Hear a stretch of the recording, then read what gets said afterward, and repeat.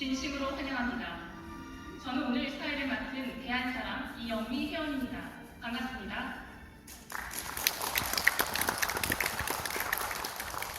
오늘 2022 대한국제학술문화제 4일차는 오전 동북공정분과와 점심시간 이후 수은 최재우의 생애와 사상이라는 주제로 특강과 가야사분과 그리고 천부경분과로 이루어져 6시 30분까지 각 분과별 다양한 연구가 발표됩니다. 한반도 축구는 토크 공정을 해가지고 한반도 북부는 원래 위만조선 그리고 남남군의 땅이기 때문에 원래 충북의 영역이었다 이렇게 이제 지금 주장을 하는데, 그러다 보니까 지금 우리나라 사학계에서 일체 거기에 대해서 반론을 못 합니다. 왜냐하면 지금도 국사교과서에 한반도 북부에 위만조선 한사구 남남이 있다고 지금 교과서에 표기하고 있기 때문에 충북의 동북공정 원리가 100% 맞다고 인정하는 겁니다. 그렇기 때문에 감사합니다.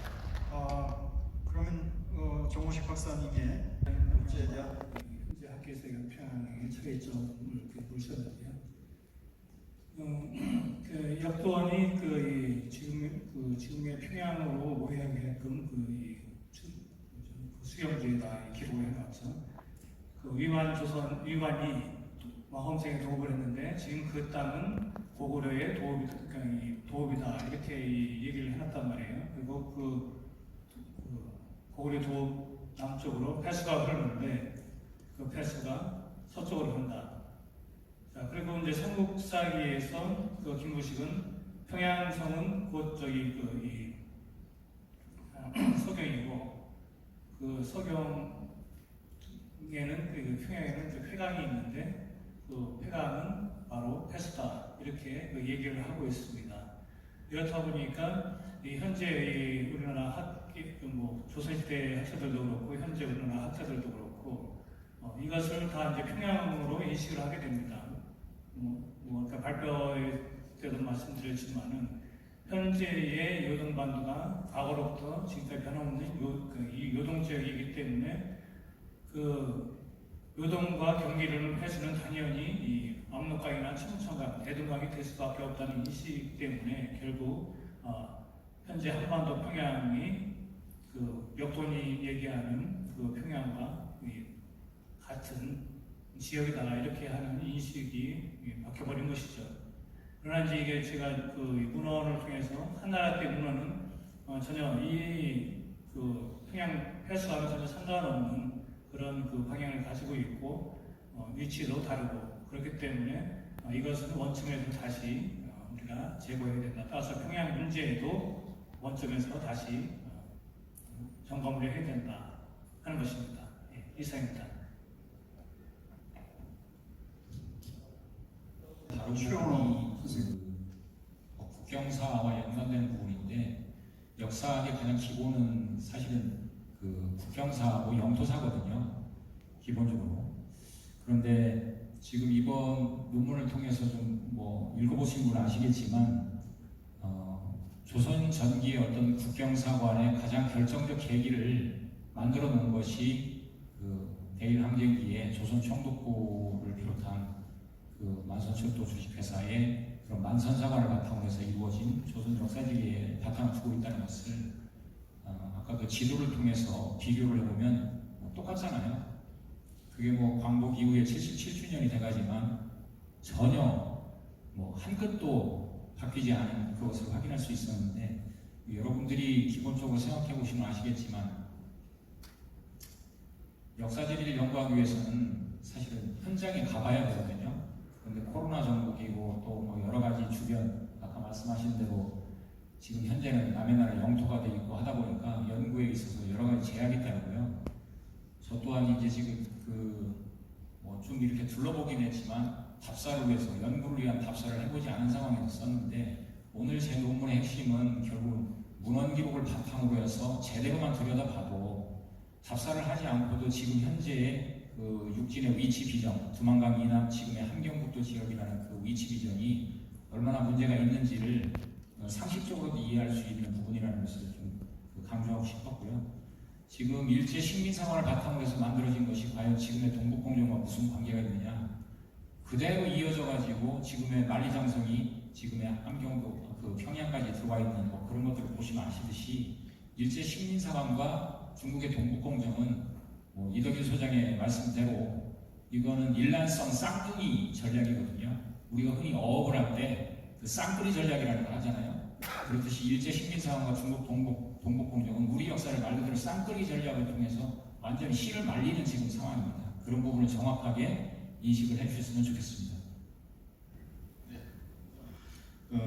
우리 주전 토론자 선생님께서 우리 한국 대한민국의 대중국 외교 정책에 있어서 저자세 외교 정책을 취하는 그런 여러 가지 엿볼 수 있다고 하는데 그 이유는 뭐냐, 그리고 동북공정에 대한 외교적 대응은 뭐냐, 두 가지 질문하셨는데요. 이 사업 연관성이 있는 질문들입니다. 앞서 제가 발표에서 말씀드렸듯이 국가 대 국가의 관계는 결국 힘의 논리가 귀결이 됩니다.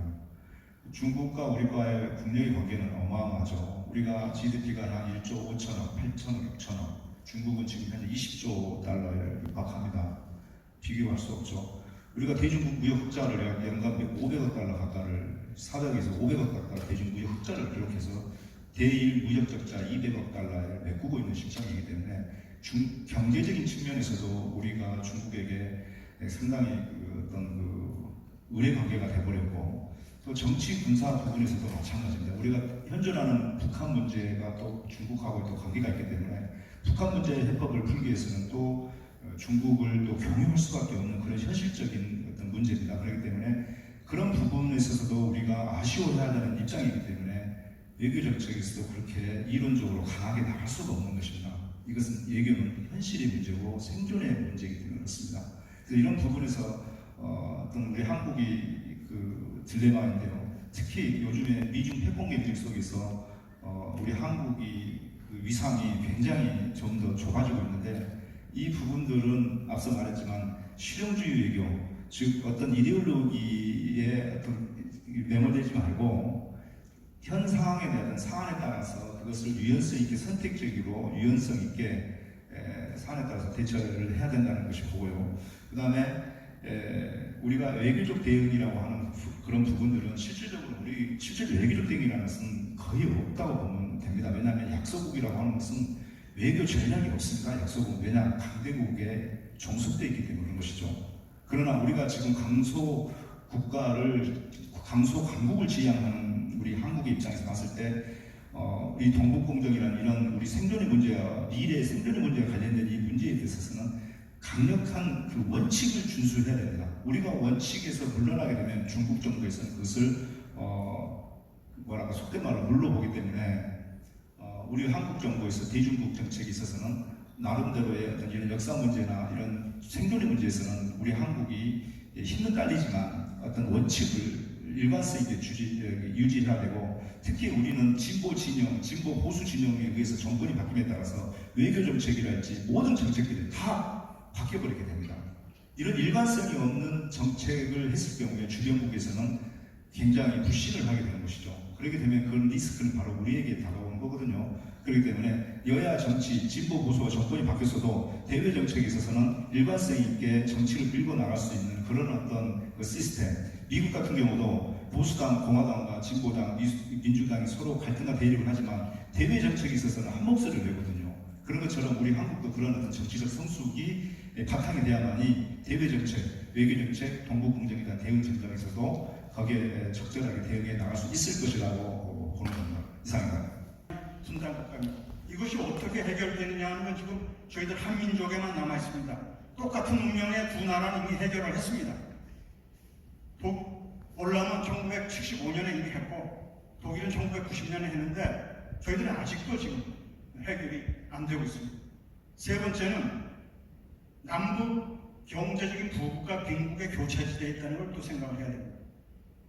대개 북쪽에 있는 나라들이 좀 잘 살고 남부 쪽에 있는 분 세계적으로 좀 못 사는 경향을 보이는데, 여러분 아시다시피 저희들 다른 나라의 원조를 받은 나라가 지금 유일하게 원조를 주는 나라가 됐다는 거 아닙니까? 어쨌든 세계적으로 빈국과 부국의 방향이 어떻게 돼가야 될 건가 하는 그런 빈국 부국에 저희들이 또 교차지되어 있다고 하는 것이고요. 마지막으로 제가 하나 또 생각을 해보면 강대국과 약소국의 상징적인 또 저희들이 교차지되어 있어요. 예를 들면 중국도 최근 한 100여 년간의 외세의 침략을 받았지만 여전히 땅도 많고 인구도 많은 강대국이지만 저희는 인구도 작고 영토도 작은 나라.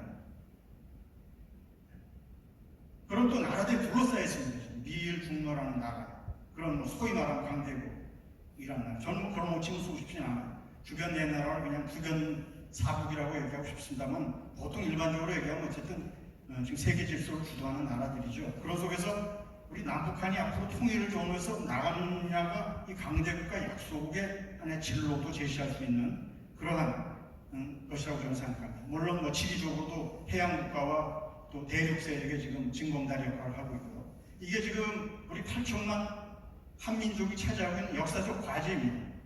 그런 속에 지금 오늘 이 주제를 다루고 있습니다. 그런 속에서 오늘 세 분은 정말 탁월한 발표를 해주셨는데 첫 번째 첫 번째 발표해 주신 정주철 선생님께서는 폐수의 위치가 지금 우리 한반도에 있는 것이 아니고 하북성 조북하 쪽으로 가야 된다는 결론을 내주셨습니다. 지리적 저희들의 영토가 하북성으로 연장되고 있다는 걸 말씀해 주신 거고, 두 번째 발표해 주신 우리 최원호 선생님은 세종 묵진의 경우 지금 두만강의 경계가 아니라 두만강을 넘어서 풍령강성 내지는 지금 러시아 영토인 연해주까지로 저희들이 경제성이 확장된다고 하는 중요한 것을 지리학적인 차원에서 세밀하게 면적을 계산하셔서 오늘 발표를 해주시는 굉장히 주목됩니다. 그 다음 세 번째로 정호식 박사님은 중국이 왜 동북공정을 하는가? 그 중에 제일 중요한 게 지금 저희 통일 과정에 가장 큰 지금 장애 역할을 할 수 있는 게 저는 중국으로 예상됩니다. 지금 유사시에 오늘도 북한에 무슨 급변 사태가 일어나면, 쿠데타가 일어나면 중국이 개입할 걸 보고 있습니다. 이거 다 지금 계산하고 있습니다. 그 점에서 오늘 지적을 해주셨습니다. 그래서 아까 유사시에 할 때 북한 지역을 관할하는 그 지리적인 것까지 오늘 얘기해 주셨는데 그런 것을 저희들이 지금 경각심 있게 받아들여야 된다고 저는 생각합니다. 이러한 차원에서 앞서 말씀드린 것처럼 지금 통일을 앞두고 통일 이후에 통일 한국이 해야 될 역사적 과제가 지금 몇 가지가 있는데 그런 속에서 지금 공세적으로 또 능동적으로 나아가겠다. 그래서 오늘도 말씀이 나오셨습니다만 이러한 차원에서 저희 대책은 대개 근현대사에 대해서 집중해왔던, 물론 뭐 분단되고서 그 빈곤과 혁명과 전쟁 속에 겨를이 없었는데 70년대, 80년대, 90년대사는 조금 뭐 여력을 뒀는데 지금 고대사에 대한 게 지금 취약해서 이런 문제가 생긴다. 그래서 한반도의 고대사에 대한 뭐 부여, 고구려, 신라백제, 가야 이런 데 대한 고대사에 대한 것을 저희들 우선 대한민국 정부라도 더 적극적으로 여기에 대한 역사 규명을, 역사제 정립을 정책적으로 강하게 해야 된다는 말씀을 듣고 싶습니다. 그래서 이 점을 전에 이러한 일을 지금 대한사랑 사단법인에서 이런 역할을 해주시겠다는 데서 저는 경의를 표하고 싶다는 말씀을 여기서 잊지 않고 싶습니다. 두 번째, 이러한 정책은 초등학교, 중고등학교, 대학교 교육 과정에 철저히 반영이 돼서 여기 대응을 해야 된다고 봅니다. 지금 중국의 동북공정 같은 그 역사적인 지금 왜 그러는지 거기에 대해서 우리가 대응할 것도 학교 교육에 반영이 돼야 된다고 보고요. 또한 이 고대사에 대한 전문 인력을 우리 정부가 적극적으로 지원해야 된다고 봅니다. 지금 아까도 말씀드린 것처럼 세계 지금 10위권에 들어가는 경제 대국입니다. 이렇게 잘 사는 나라가 얼마든지 재력이 있어요. 한국연구재단에 얼마든지 지원해 줄 수 있는 것도 있고 동북아 역사재단이라고 장관급 역사연구기관도 국립으로 다 운영하고 있습니다. 정책적 방향만 정하면 다 할 수 있어요. 그래서 그러한 이런 고대사에 대한 연구를 영어나 뭐나 외국어로 해서 전 세계 전문학자들에게 해서 저희들의 그 새로운 역사 어떤 정립이나 저희들의 역사적 정통성을 남북한이나 전 세계적 인류가 같이 공유할 수 있도록 그런 목표를 좀 삼아야 될 것이다 하는 말씀을 좀 드리고 싶고요. 그러한 차원에서 오늘 이 시점에 이렇게 대한사랑 세계환단학교가 이러한 저희들의 고대사 동북공정의 문제를 제기해서 이러한 역사적인 어떤 문제점, 역사의식을 제고해 준다는 점에서 다시 한번 저는 이 취지와 그 노고에 감사드립니다. 그리고 또 제 자신도 오늘 사회자로 초청해 주신 데 대해서 감사하게 여기고요. 특히 오늘 이런 아주 의미 있는 주제들을 성실하게 발표해 주시고 또 새로운 그런 대안도 다 제시하셨습니다. 오늘 보시는 거. 그리고 또 전문성 있는 지정 토론자 여러분들의 참여에 충심으로 감사를 드리고 아울러서 이렇게 객석에서 끝까지 같이 공동의 문제식을 가지고 시청해 주신 여러분 또 영상을 통해서 지켜보신 모든 여러분들께 감사를 드리면서 오늘 저희 동북공정분과 이 회의를 이것으로 마치겠습니다. 감사합니다. 세종진로기술의 신빙성과 현재 교과서에서 기술된 세종 육진의 위치를 비판해 주셨습니다. 그리고 정원식 박사님께서 중국 동북공정의 대한반도 정치, 군사적 함의와 우리의 대응 전략에 대해서 발표해 주셨습니다. 사회를 맡아주신 양병기 교수님과 발표자 그리고 토론자분들께 감사드립니다.